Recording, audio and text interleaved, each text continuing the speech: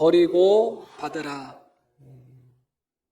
성경 복음서를 보면 장로의 유전이라는 그런 단어들이 나옵니다. 지금 이제 개역 개정판에는 장로의 전통이다 그렇게 나옵니다. 바리새인들이 이 장로의 전통, 이 장로의 유전을 가지고 예수님과 또 예수님의 제자들을 많이 비난하고 비판했던 경우가 많습니다. 오늘 말씀도 마찬가지입니다. 예를 들어서 음식을 먹을 때 손을 씻고 먹는다든가, 손을 씻는다는 것은 음식 먹는 이 손바닥을 씻는다는 의미가 아니라 손을 이렇게 해서 위에서부터 물을 붓는 거예요. 그래서 위생적인 의미가 아니라 그들의 어떤 그 토라, 율법의 정결 규례에 합당한 그런 행위다 생각해서 그들은 그렇게 뿌립니다. 그런 여러 가지들이 있어요.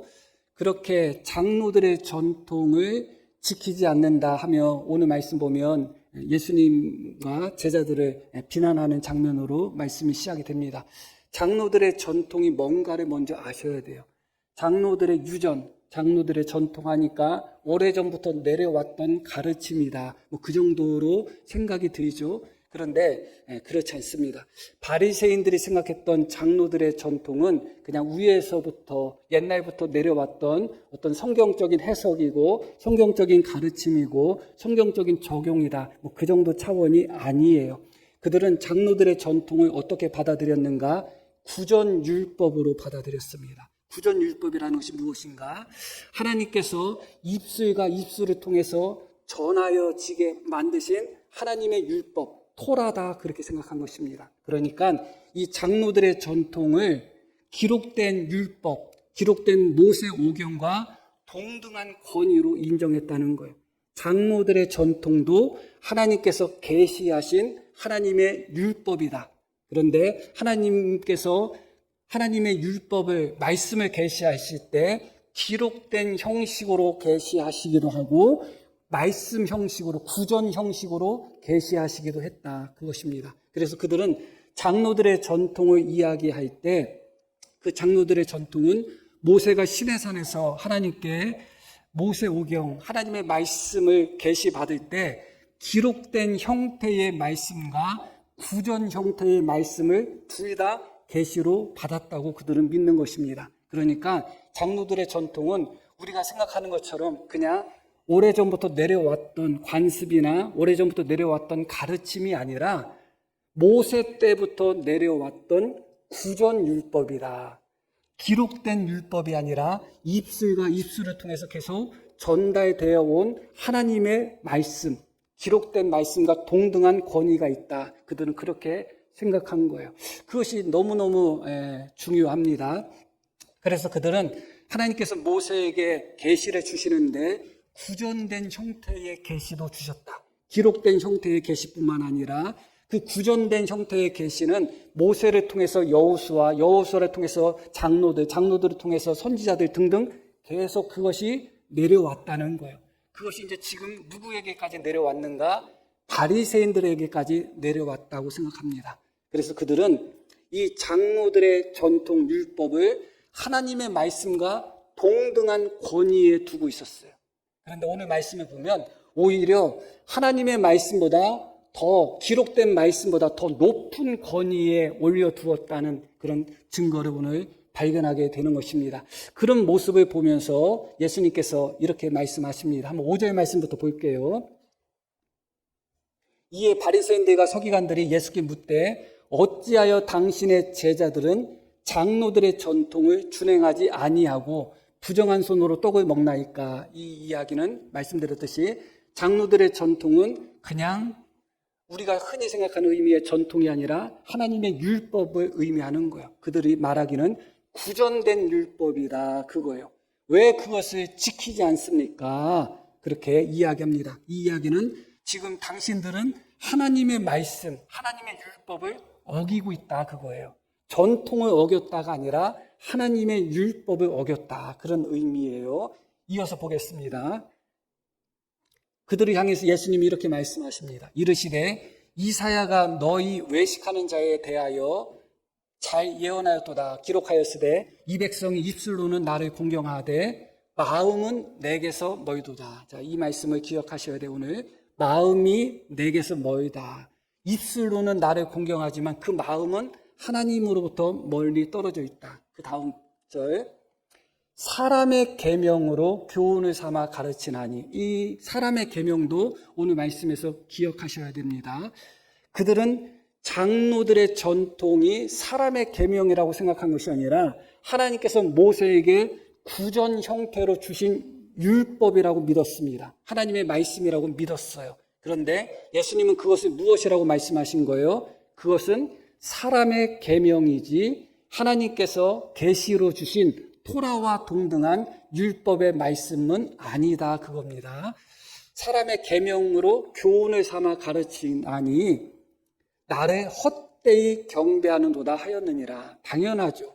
사람의 계명으로 가르치고 사람의 계명으로 교훈받고 사람의 계명으로 하나님을 섬기니 당연히 하나님을 헛되이 섬기는 것이죠.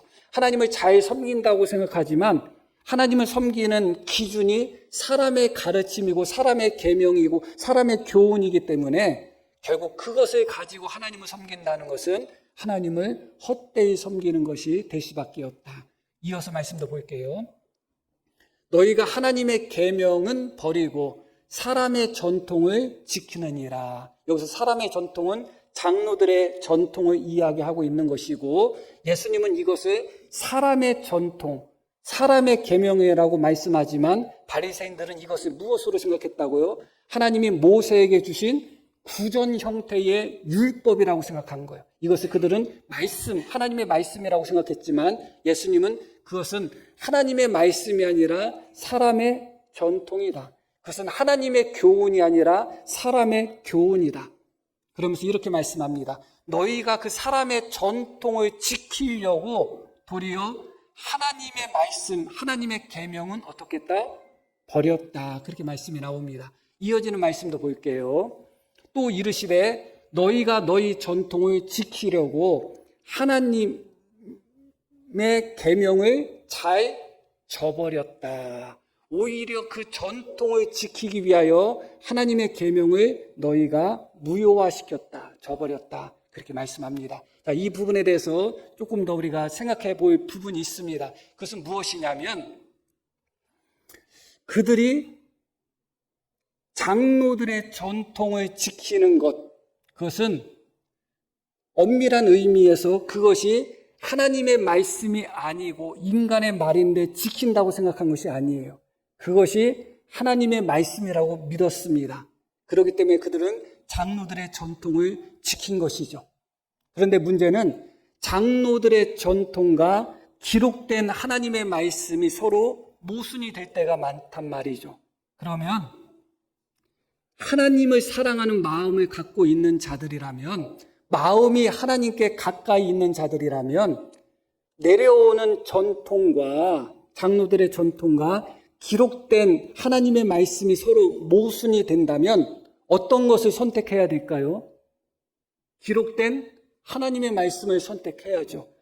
기록된 하나님의 말씀을 왜곡하고 기록된 하나님의 말씀을 비약하고 기록된 하나님의 말씀을 비틀어서 장로들의 전통을 받아들인다는 것은 기록된 하나님의 말씀을 그들이 멀리한다는 것이고 그것은 곧 하나님을 멀리하는 것과 동일하다, 그것입니다. 조금 더 설명드려야 될 부분이 있지만 더 설명드리면 더 복잡하게 느낄 수가 있기 때문에 이 정도로 설명드립니다. 예를 들어서 말씀을 드릴게요. 기독교에는 교리들이 있습니다. 교리는 어디서 나오는가? 성경에서 나오는 것이죠. 그런데 성경에서 교리가 나오는데 이상하게 교단마다 교리가 조금씩 차이가 있어요. 그렇죠? 장로교 차이가 있고 성결교가 차이가 있고 천주교가 차이가 있고 천주교를 교단이라고 볼 수는 없겠지만 여하튼 그렇습니다. 똑같이 성경을 믿고 똑같이 하나님을 믿고 그 성경에서 나오는 교리를 우리는 믿는다고 하지만 그 교리가 교단마다 차이가 있어요. 그렇다는 얘기는 교리는 하나님의 말씀이 아니라는 거예요. 우리가 지켜야 되는 것은 말씀을 지켜야 되는 것이지 교리를 지켜야 하는 것은 아니다, 그거예요. 그러면 하나님의 말씀과 교리가 충돌될 때 무엇을 선택해야 될까요? 당연히 하나님의 말씀을 선택해야 되는 거예요. 유명한 주석가의 해석과 하나님의 말씀이 서로 모순되는 것을 발견하게 된다면 유명한 주석가의 해석을 그대로 받아들여야 될까요? 오래전부터 내려왔던 해석이고 그 해석자, 주석가는 유명한 사람이니까 그 사람의 말이 맞겠다 하고서 그대로 받아들여야 될까요? 아니면 하나님의 말씀 본문의 정직함으로 본문을 받아들여야 될까요? 당연히 본문을 받아들여야 되겠죠. 그런데 실제로 성경을 읽다 보면 우리가 그렇다고 생각하고 지금까지 배워왔던 것들, 또 유명한 주석가들이나 유명한 주석에 나와 있는 내용들이 때로는 성경의 진리와 어긋날 때가 있음을 발견할 때가 있습니다.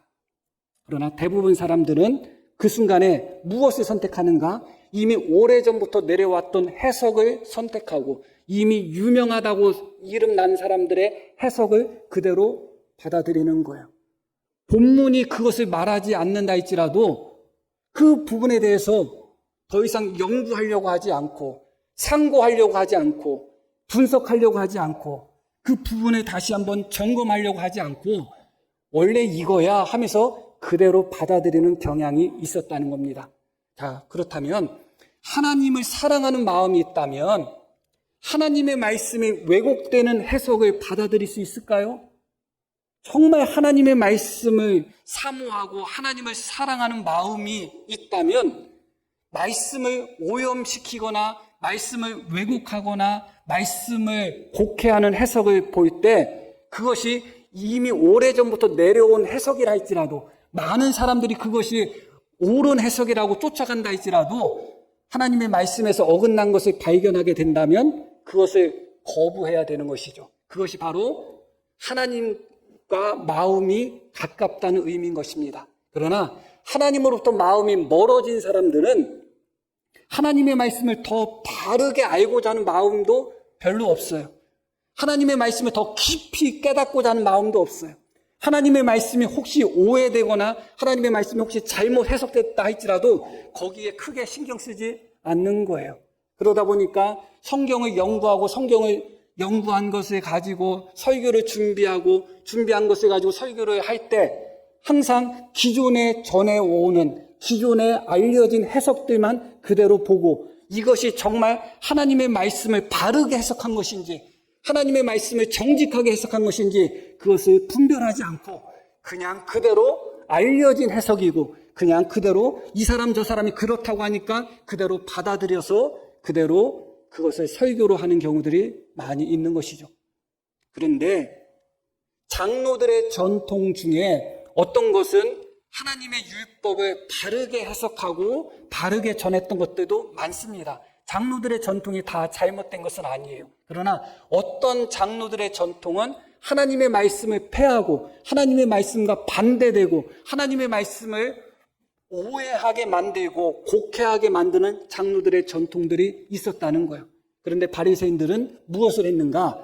그 전통이 하나님의 말씀에 합당한가를 따지지 않고 그 전통이 지금까지 오래도록 내려왔는가? 많은 사람들에게 그 전통이 받아들여졌는가? 아니면 유명한 랍비가 그 전통을 말했는가? 거기에 따라서 하나님의 말씀, 기록된 말씀과 어긋난다 할지라도 그 전통들을 받아들였다는 거예요. 그것을 예수님께서 오늘 말씀 속에서 너희 마음이 하나님으로부터 멀리 떨어져 있다 그겁니다. 마음이 하나님께로부터 가까우면 하나님의 말씀을 왜곡하는 것을 어떻게 참고 견딜 수 있겠어요? 하나님의 말씀과 모순되는 부분이 있는데 어떻게 하나님의 말씀을 버리고 인간의 가르침과 인간의 전통을 받아들일 수 있겠어요? 그들의 마음이 하나님으로부터 멀리 떨어져 있다 그것입니다. 목사로서 성경을 읽고 또 해석하다 보면 실제로 기존의 해석들 우리가 너무 익숙하게 받아들였던 해석들과 본문이 다르게 말하는 경우들을 심심찮게 발견할 때가 많습니다. 그러면 그런 부분을 다시 한번 해석하고 또 다시 한번 그 부분을 깨닫기 위해서 묵상하고 연구한다는 것이 엄청 힘든 일이에요. 정말 힘든 일이에요. 그냥 기존에 누구나 쉽게 말하고 알고 있었던 것을 그냥 받아들이면 너무 쉬워요. 그리고 그대로 그냥 설교하면 너무 쉬운데 성경 본문이 그것을 말하고 있지 않기 때문에 기존의 해석을 그냥 가볍게 받아들일 수 없는 거예요. 그것을 받아들이면 성경을 왜곡하는 거가 되기 때문에 말씀을 변질시키는 결과가 되기 때문에 받아들일 수가 없는 거예요. 그래서 성경을 성경대로 해석하려고 하다 보면 어떤 부분들은 해석이 가능한 부분도 있지만 어떤 부분들은 하나님이 나에게 주신 은혜로서 아직 해석하는 데 있어서 부족한 부분들도 발견할 때가 있어요.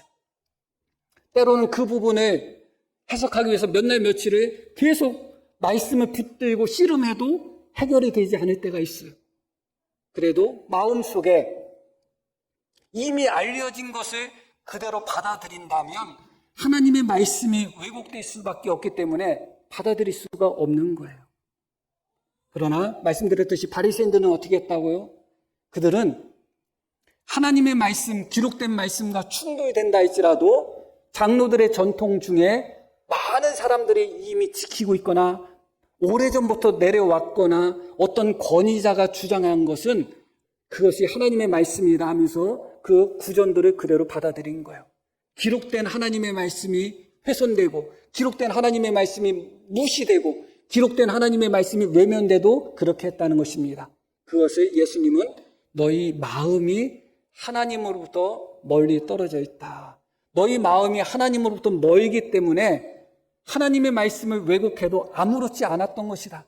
너희 마음이 하나님으로부터 멀기 때문에 하나님의 말씀을 버리고 장로들의 계명, 인간의 계명, 인간의 교훈을 선택한 것이다. 그렇게 이야기하고 있는 것입니다.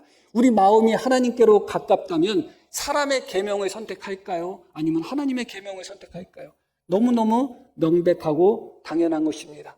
그런데 문제는 그렇게 바리새인들이 장로들의 계명, 장로들의 전통, 사람의 계명이고 사람의 전통인데 그것이 구전된 하나님의 말씀이라고 생각하고 백성들에게 그렇게 가르치고 강요를 했다는 거예요. 그게 문제인 것이죠. 그것이 실제로라는 하나님의 교훈, 계명이 아니라 사람의 교훈이고 사람의 계명인데 그것을 백성들에게 가르친 거예요. 자기들도 그렇게 믿고. 그러니까 본인들도 사람의 계명으로 하나님을 섬기고 본인들이 가르쳤던 백성들도 사람의 계명을 그대로 듣고 그게 하나님의 계명이라고 믿고 하나님을 섬기는 거예요. 가르치는 자도 헛되이 가르친 것이고 섬기는 자도 헛되이 배운 것입니다. 그러나 그들 모두는 하나님을 잘 섬긴다고 생각하고 있는 것입니다. 목사가 하나님의 말씀을 전하는데 이 말씀을 전할 때 그 내용이 사람의 계명이고 사람의 교훈이라고 생각해 보시기를 바랍니다. 그런데 그것을 목사는 하나님의 말씀이라고 믿고 전하는 거예요. 그리고 성도님들도 말씀을 들을 때 사람의 계명, 사람의 교훈이 강단에서 울려 퍼지는데 그것을 하나님의 말씀이라고 믿고 받았다고 생각해 보시기를 바랍니다. 그럼 결과는 어떻게 되는 거예요? 전하는 자나 받는 자나 사람의 계명으로 하나님을 섬기는 거예요.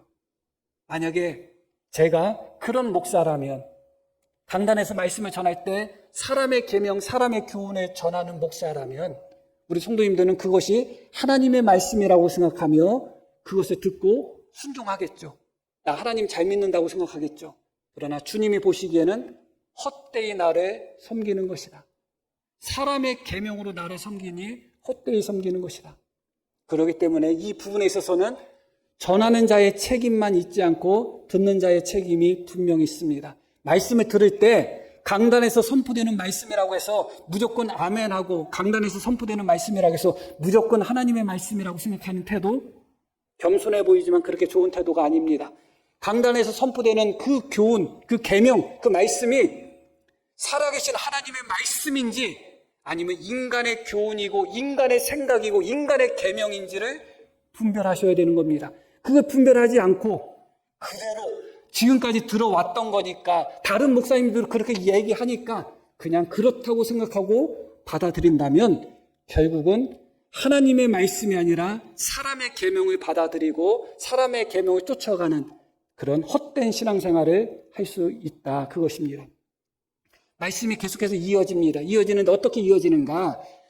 인간의 마음이 어떤가를 보여주는 말씀으로 이어집니다. 21절 말씀부터 한번 볼게요.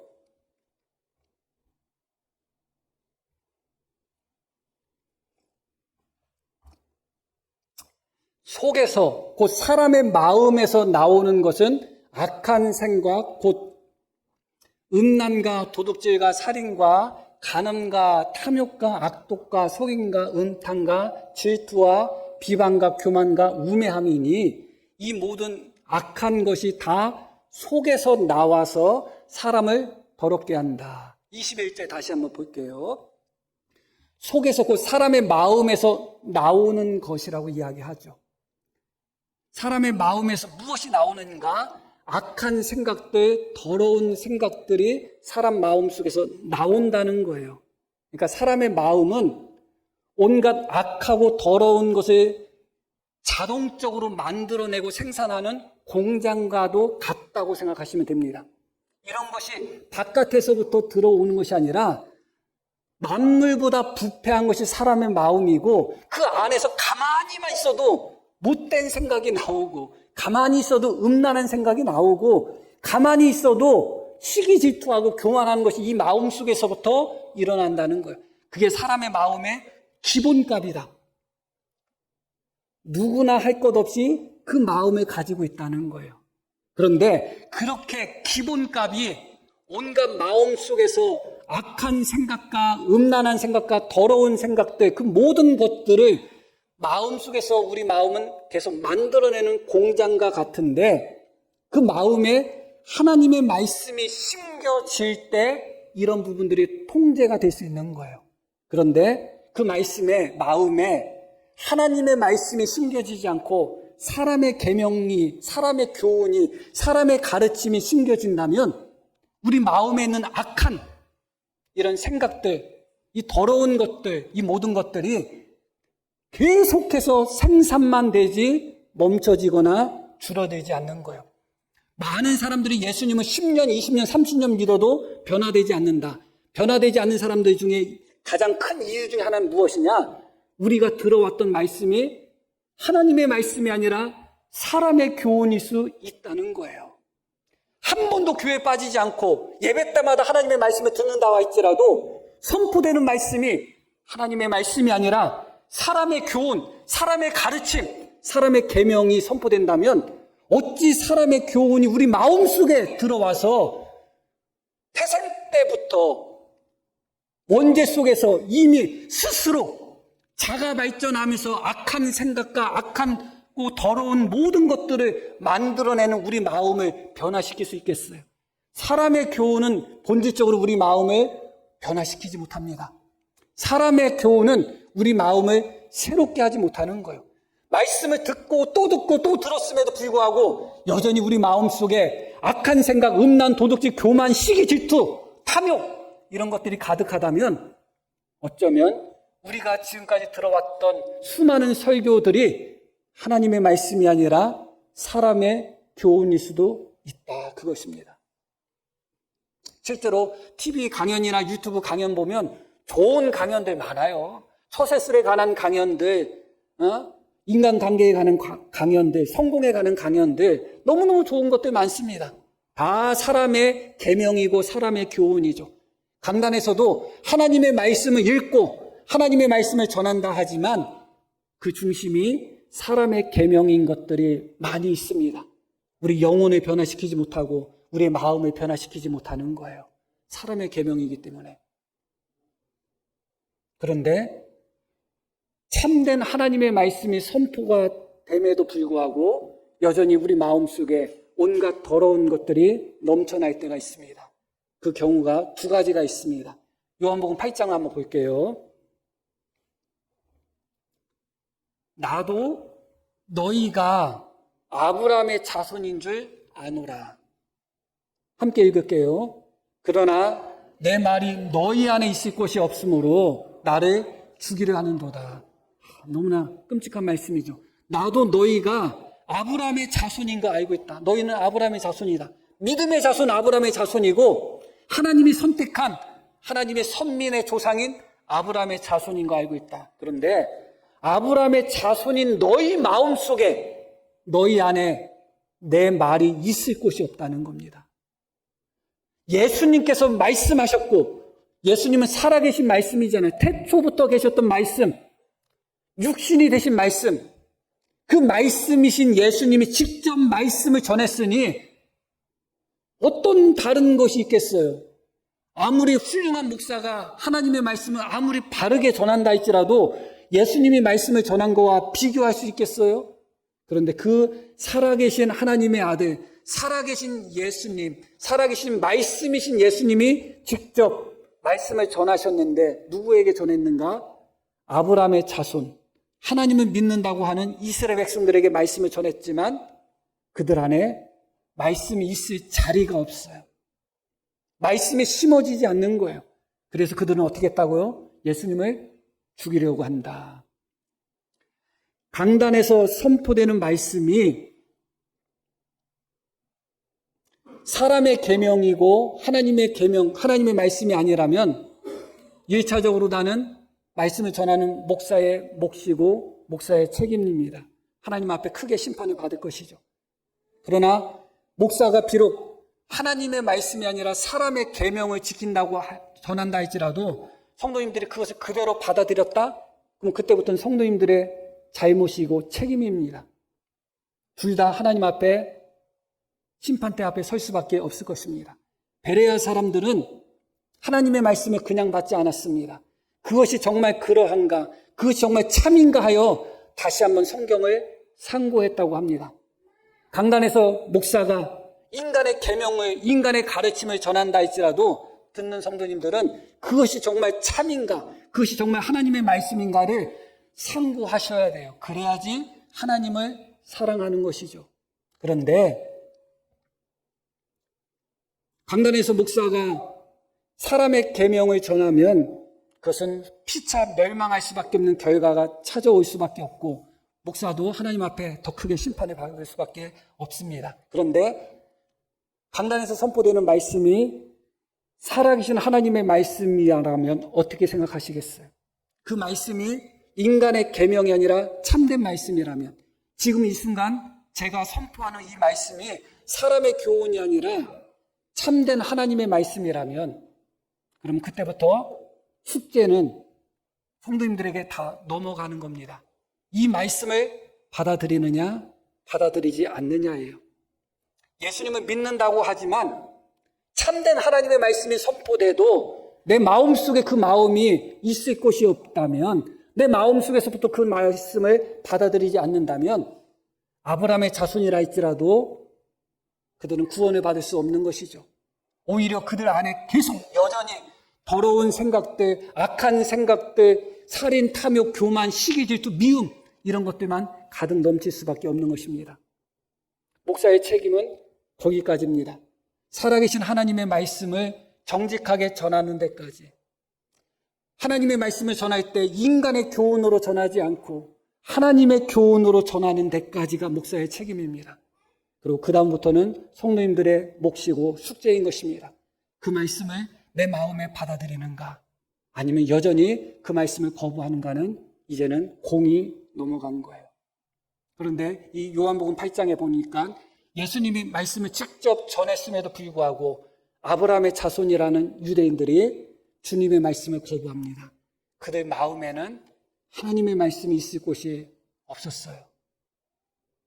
그래서 결국은 예수님을 죽이려고 하는, 우리 마음이 어떻다고요? 우리 마음 속에는 악한 생각들이 일어나는데, 살인, 탐욕 등들이 일어나는데, 이 순간에 이 유대인들에게는 어떤 생각이 마음속에 일어난 거예요? 살인.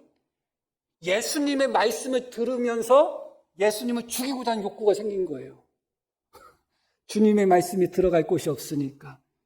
목사의 설교를 들으면서 저 인간 하는 마음이 드는 분이 여기에는 없겠지만 그럴 수도 있는 거예요. 목사가 악한 자고 잘못된 말씀을 전하고 못된 목자라면 저 인간 할 수도 있겠다는 생각은 들어요. 그러나 참된 하나님의 말씀을 전하는데 그 말씀이 내 생각과 맞지 않고 내 기분과 맞지 않는다고 해서 저 인간 한다면 얼마나 놀라운 거야. 말씀을 듣는 순간 목사를 뿐만 아니라 내가 미워하는 성도를 생각하면서 강단에서는 사랑하라고 외치고 용서하라고 외치는데 그 말씀을 들으면서 암흑의 집사 내가 저 인간 내 곱게 죽는 꼴 못 보지 이러면서 말씀을 듣는다면 하나님의 말씀이 우리 안에 거할 곳이 없다는 겁니다. 그것이 바로 유대인들의 모습이었습니다. 그러나 오늘 제가 드리고자 하는 결정적인 그런 부분은 따로 있습니다. 말씀의 제목이 버리고 받으라. 이것이 말씀의 제목입니다. 야고보서 1장 말씀을 보겠습니다. 이 말씀 함께 읽을게요. 그러므로 모든 더러운 것과 넘치는 악을 내버리고 너희 영혼을 능히 구원할 바 마음에 심어진 말씀을 온유함으로 받으라. 이 말씀은 너무 놀라운 말씀이에요. 뭐라고 나오는가? 너희 영혼을 능히 구원할 수 있는 마음에 이미 심어진 그 말씀을 온유함으로 받으라는 거예요. 그 마음이 어떤 마음인가? 그러므로 모든 더러운 것과 넘치는 악을 내버리라.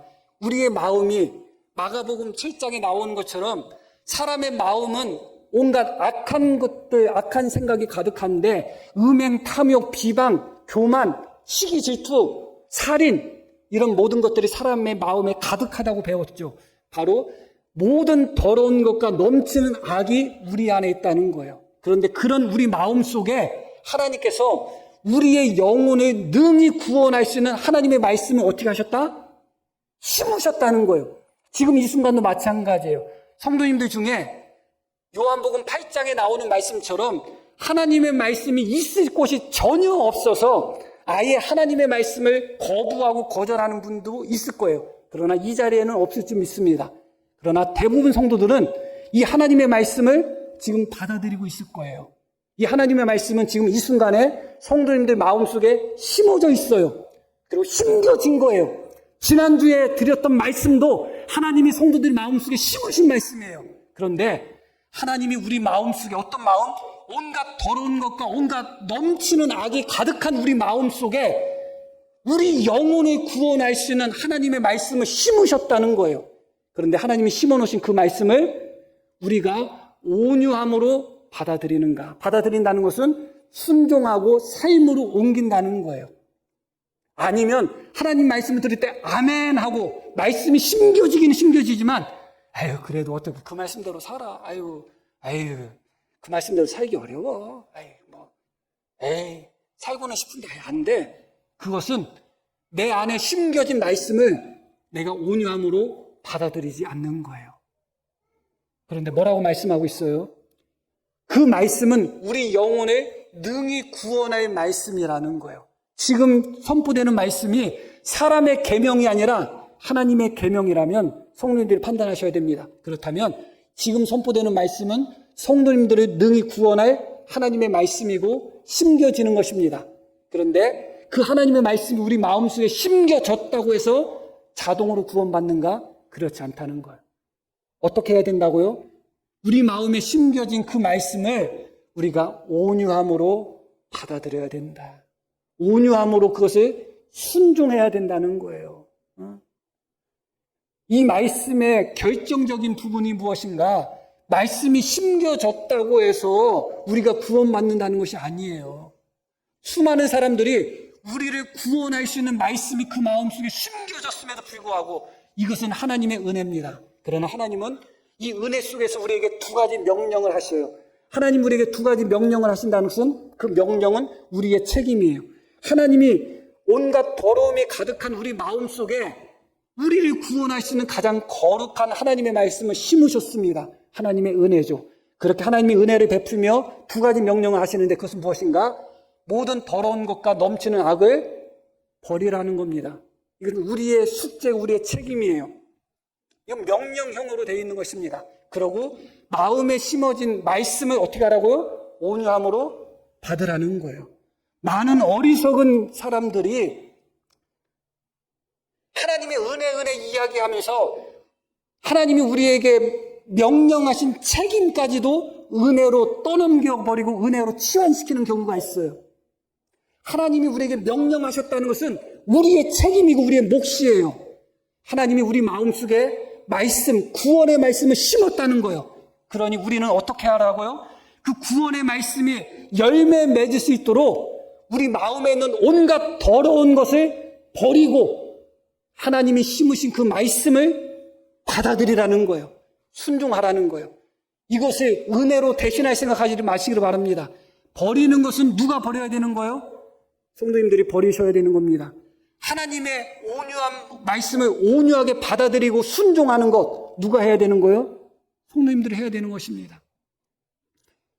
우리 마음속에 계속해서 악한 생각들, 더러운 생각들이 올라옵니다. 우리 마음은 너무나 성능 좋은 공장이에요. 너무나 쉽게 악한 생각들이 일어나고 더러운 생각들이 일어납니다. 너무나 쉽게 그래요. 그런 상태에서 아주 성능이 좋은 공장이어서 조금만 자극받아도 이 마음의 공장이 아주 활발하게 작동해요. 누군가가 말 한마디만 해도 벌써 그냥 마음의 공장에서 불타오르는 거예요.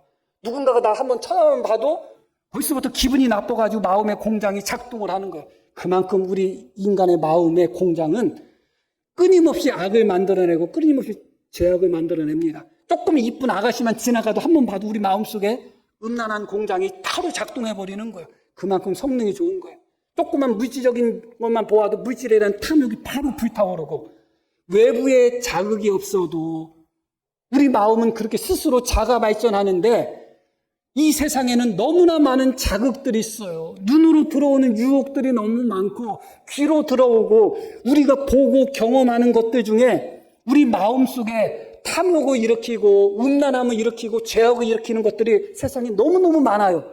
그럴 때마다 계속해서 우리 마음속에 음란함이 올라오고 탐욕이 올라오고 시기 질투가 올라오고 살인하고자 하는 감정들이 올라오는 겁니다. 벌이라는 것이 무엇이에요?